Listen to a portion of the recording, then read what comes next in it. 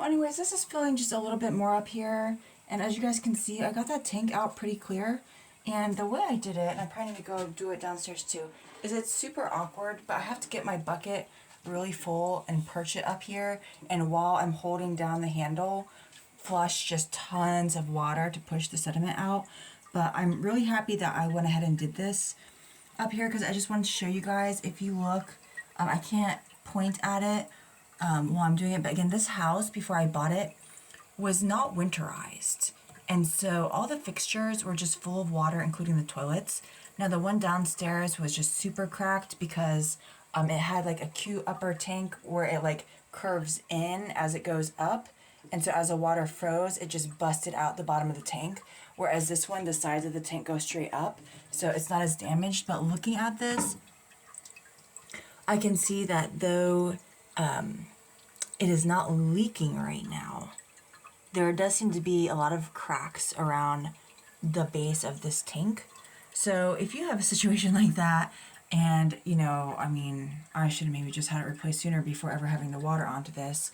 But what might happen one day, okay, is probably while I'm not even at home, the tank could bust, and then the water will just keep running and running and running and running, flooding all down my, all downstairs, everything, just doing massive quantities of water damage.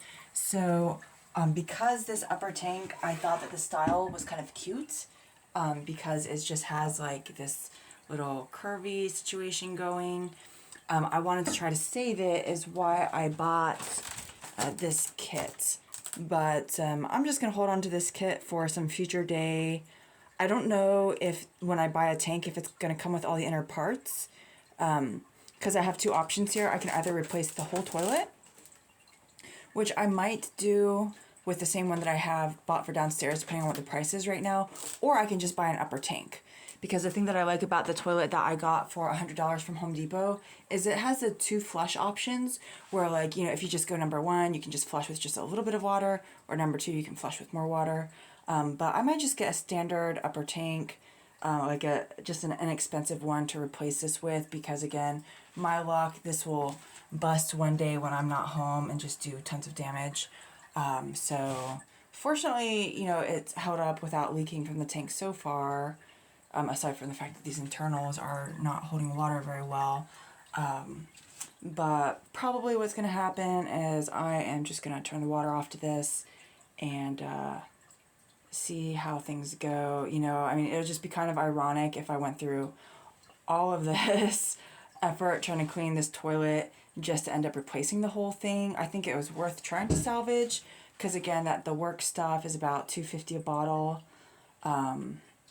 But I don't know, it looked like I might be able to get a tank for $40, an upper tank. And again, I do have the internals in case it doesn't come with that.